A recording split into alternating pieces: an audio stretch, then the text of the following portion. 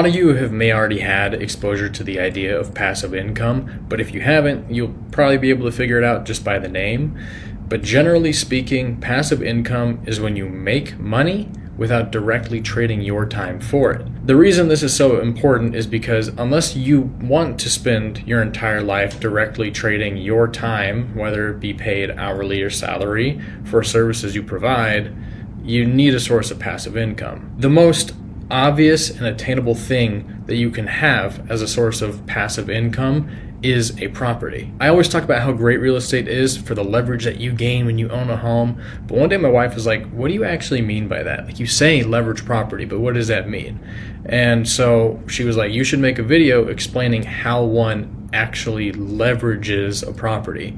So here it is. When I say leverage, I mean, if you buy a home, it's going to gain equity over time. It's going to be worth more than you bought it for. Whether that be you putting money into the home to then renovate it and make it worth more, or you just let time go by and sure enough, more people in the world and not as many houses, supply and demand, they become more expensive. When your home gains equity, that opens up a multitude of doors for you. The most obvious example of that is selling your home for more than you bought it for and using that money you make to buy a nicer home. Pretty simple, pretty obvious, but that is passive income. You've gained equity. Your wealth has grown without you spending your time on it. There are a couple ways that you can tap into the equity of your home without selling it. First one is a cash out refi, and the second one is a home equity line of credit.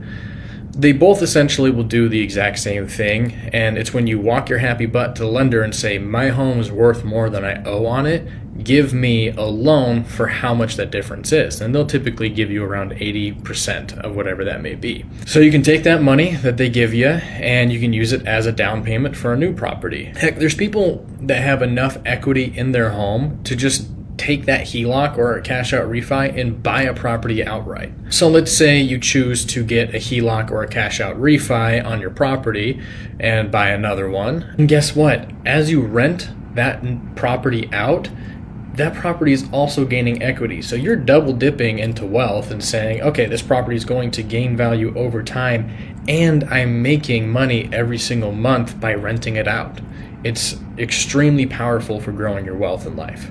And then you can take those two properties that you now own and you can wait and cash out refi or HELOC them, and you can do it again and buy another property again and do it again and again. And you can see how this can snowball. The first thing you need is a foot in the door, literally and figuratively, to build your foundation to grow your wealth from. You may say, well, I don't want to be a landlord. I don't want to deal with all that. Another option you have is you can just hire a property management company to take care of the properties for you for about 8 to 12% of the rental income. They will take care of almost everything for you and it will be very hands-off. Another thing that I hear people say as a hang-up is, well, I actually really don't like that people own multiple properties and I think it's very selfish and they're slummy landlords.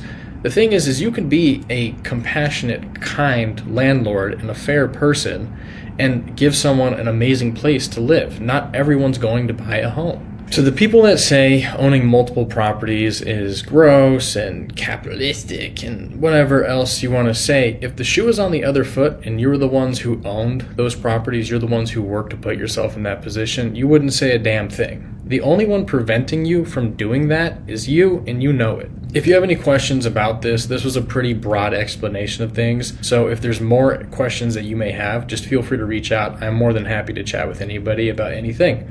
Hope you're all doing well. Take care.